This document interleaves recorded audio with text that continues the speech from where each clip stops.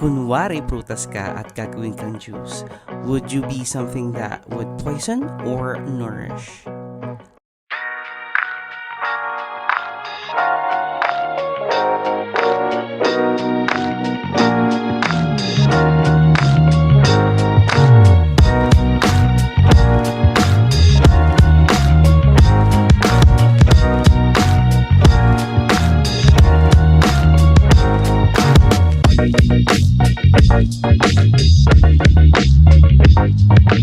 Magandang buhay! Welcome to another episode of Real Slice, and I'm happy that you are able to journey with me. There's lots of exciting stuff, specifically this week ha. Alam ko, lagi ko sinasabi ito every week, pero this week, it's going to be extra special as we dig deeper on a question of and the topic of fruits.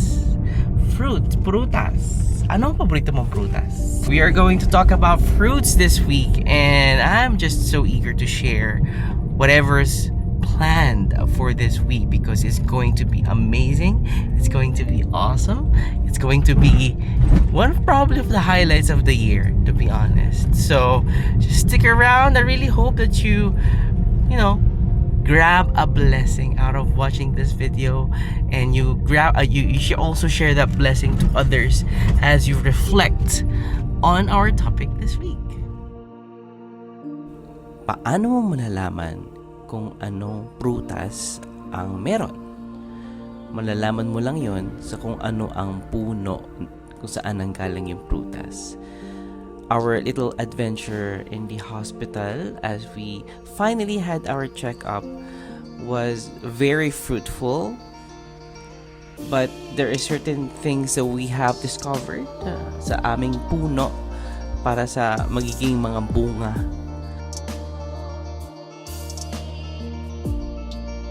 Ano ka pa dati?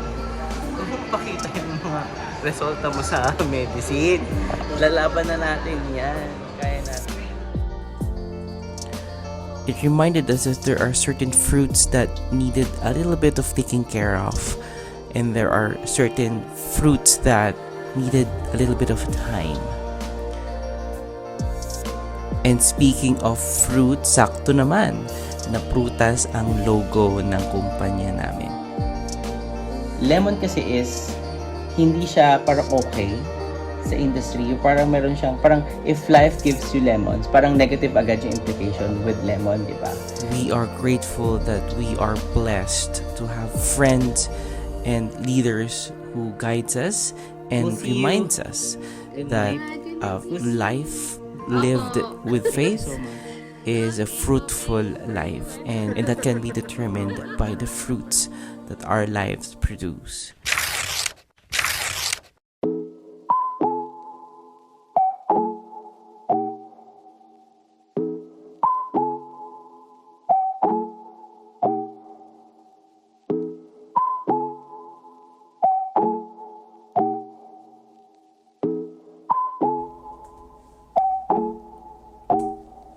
Life lessons that we can learn about fruits is that a tree cannot bear good fruit if it's not properly nourished. Kapag hindi inalagaan ng puno, huwag mong aasahan na may bungang magandang may dudulot.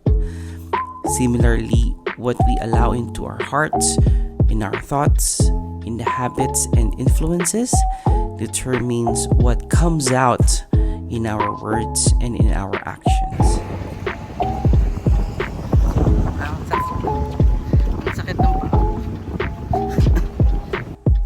Kaya grabe na lang din ang pag-e-effort namin sa pag-aalaga ng tree that is our bodies.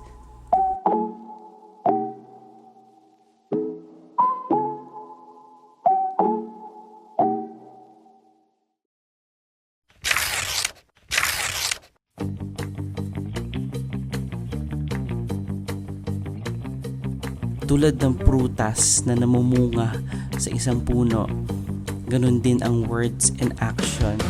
Nire-reflect nito kung ano ang nasa loob. if we are full of love, if we are full of wisdom, and if we are full of kindness, our words and our actions will reflect that. Kung nag-harbor tayo ng negativity, lalabas at lalabas din ito.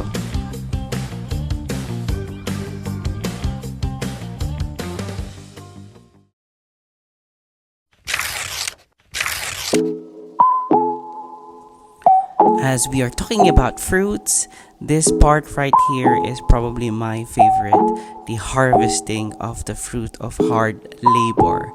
After weeks and after months of preparations, finally, we're able to harvest something that we've been working on for a very, very long time. But before that, isang mabilis na banding lang with the kiddo as we go for lunch and as we prepare for our adventure.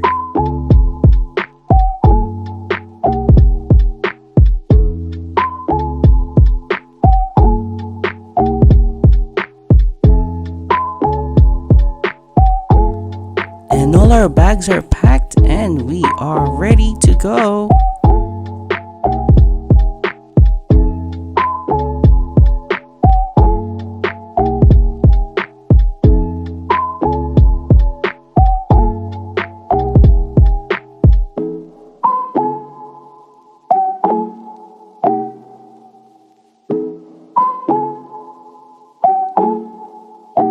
Tanda ko yung sinabi mo sa akin kanina, Mami.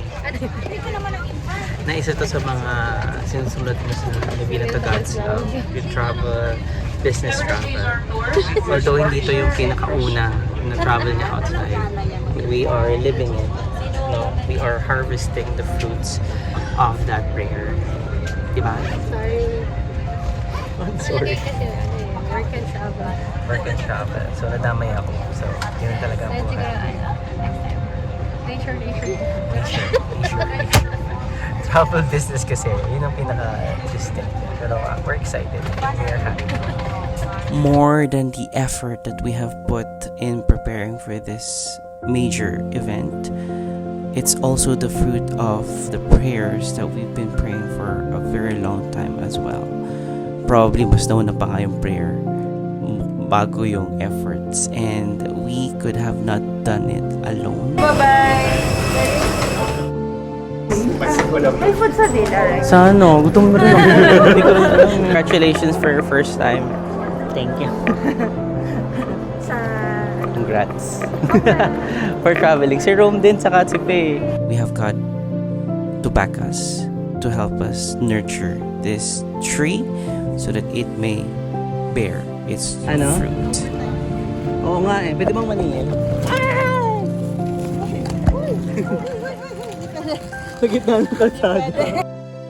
Kaya ba to? May party bus? Kita ba? Kita ba lahat?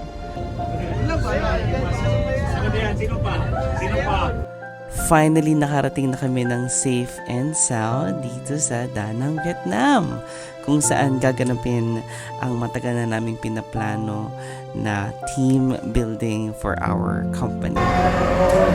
I thought you were sleeping. My apologies. Hey Chris, Hey, how you doing? been? How's the weather? Is it okay? This is perfect. This is perfect. How you been? Great, very great.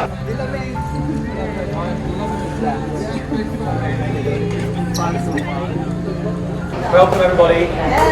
So what we're going to do is you can leave your luggage, just go inside, get your face ID scanned. The only thing to say is each one does have a very, very tired UK team member. So when you go in, try and be quiet. Don't like burst into a locked door like someone's probably sleeping. Just drove out. They're leaving. Yeah, but Denmark found the trash fan. They were like, oh, they're there. It's like, no, that's trash. Yeah, we were talking about the anxiety because I too have it. For some reason, flying. Really? Yeah. Really? That's why I prepare a lot before travel, but it's too much. So if every travel. Is it the flying itself? Is it like being in the plane, or is it the lead up and the admin for The leading to it.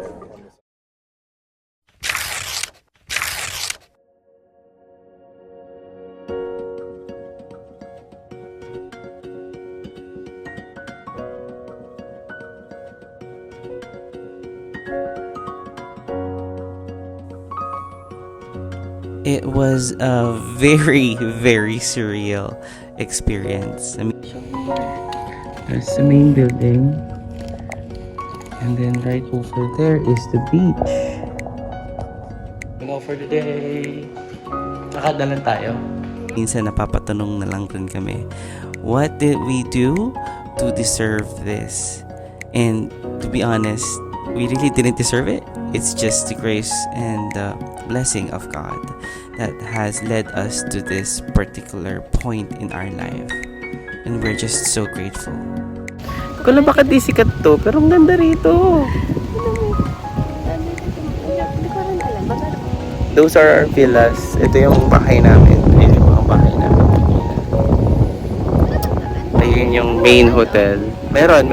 Yun yung main hotel. Tapos ito yung beach.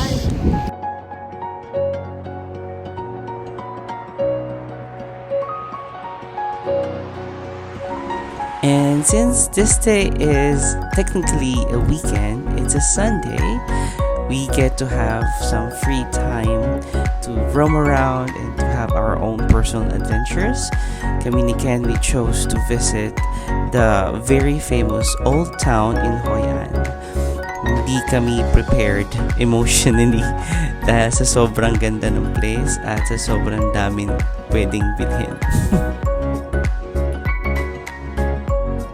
Bukod sa mga lanterns and sa very famous Hoi An egg coffee, sikat din ang Hoi An sa linen.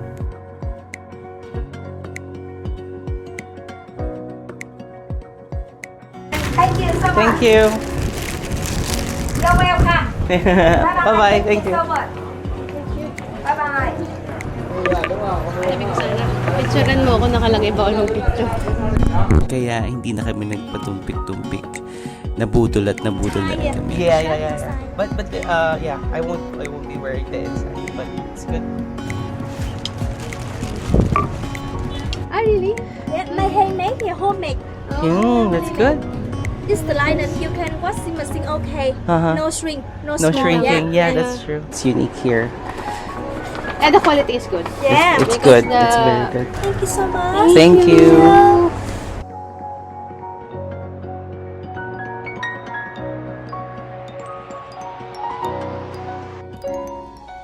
But definitely the highlight of our day is that we're able to meet Jesus in another country and in another level. We are able to visit the Adoration Chapel in the Jubilee Church here in Nam Hoi An.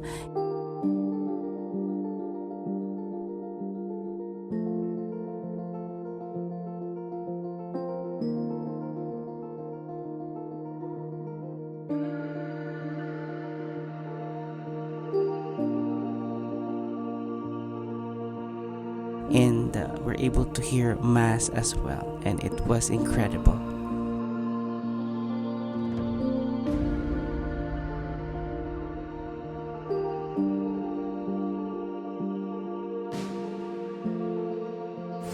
Dear brothers and sisters, in today's Gospel, Jesus teaches that do not do just others, but first we must examine ourselves. Jesus added that by the fruit we know the tree. Time will tell which trees are bad or good when they bloom and bear fruit. Time will tell who is real and who is fake. Whether the construction is valuable or not, rain or shine will test the quality. In all story lies what we choose.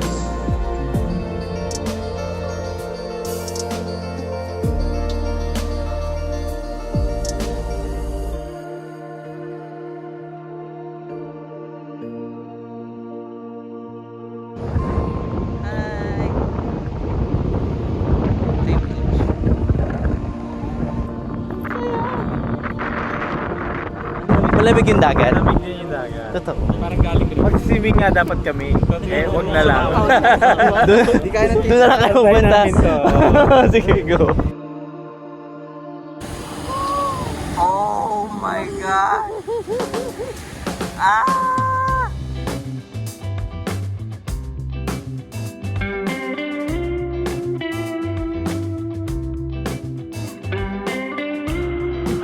Ganda. Na-achieve mo ba yung ano, mami? Yung dream mo before? Na ano? Na isasama mo ko sa mga 5-star hotels in the world. Like in Malaysia nung pumunta ka mag-isa. Oo. Nasama na kita ngayon. Ako naman pala magsasama sa'yo. This was a fruit of a lot of prayers and wishes. Happy ka ba? I'm very happy. Buti na nandito ka. Kunwari prutas ka at gagawin kang juice, would you be something that would poison or nourish? Let God nourish the tree so that you'd bear good fruit.